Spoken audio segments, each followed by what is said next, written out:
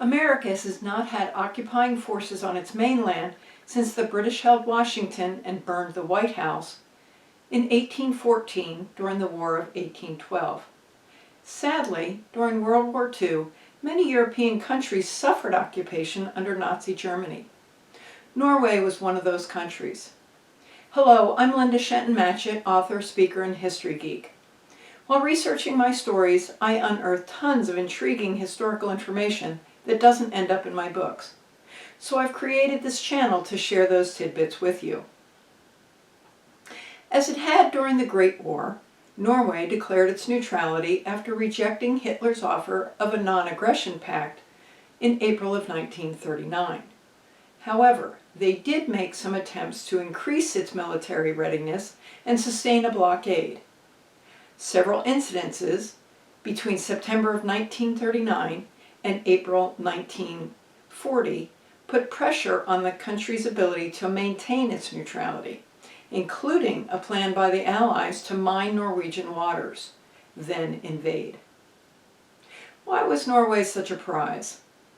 Its deep water, ice-free harbor was positioned such that whoever controlled them controlled the North Atlantic Sea.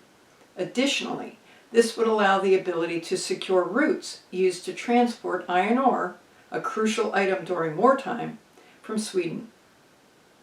While the Norwegian government was protesting the Allies' mining, Hitler was already on the move. He ordered the invasion of Norway on April 1st to begin April 9th. Tragically, Norway was ill-prepared and fell in somewhat of a domino effect as German troops marched from one end of the country to the other. The king and his government were able to flee to England, and in a secret mission, officials managed to move 49 tons of Norway's gold to the coast by truck and train, where the Allies then shipped it to England. Fighting continued through early June.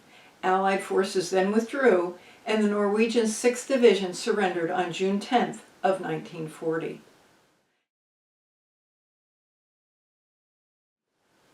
To Hitler's disgust, Norwegian Vidkun Quisling announced himself Prime Minister on radio during the April invasion.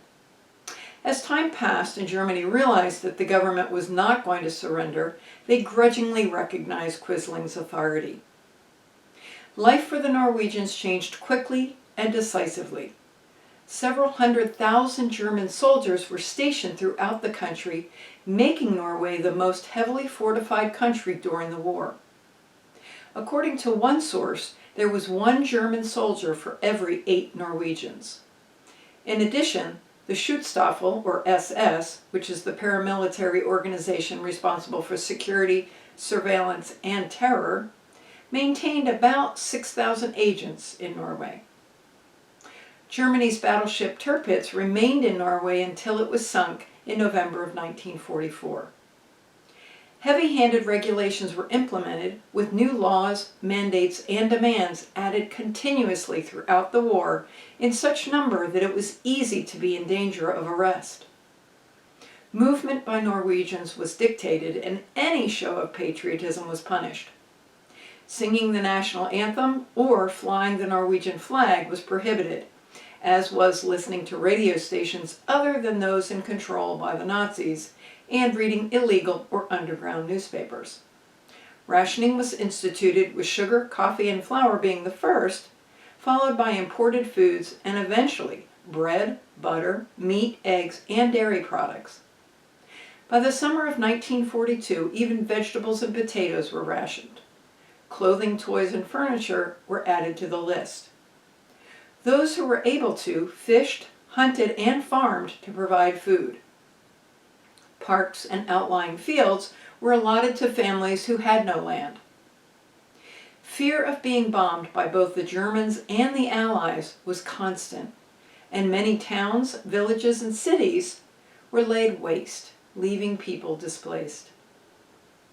Norway was also home to more than 600 prison camps. Some were used to house prisoners of war, while others were police camps for Norwegian prisoners. Still other camps held forced laborers that numbered over 125,000.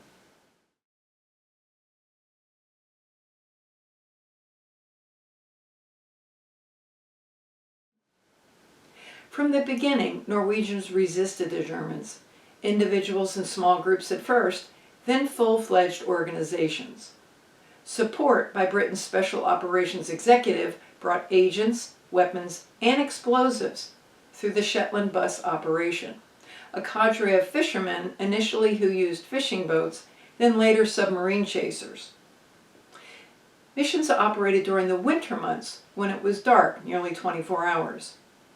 Other resistance activities included sabotage and smuggling, as well as helping refugees, escaped prisoners, and downed airmen to get out of the country.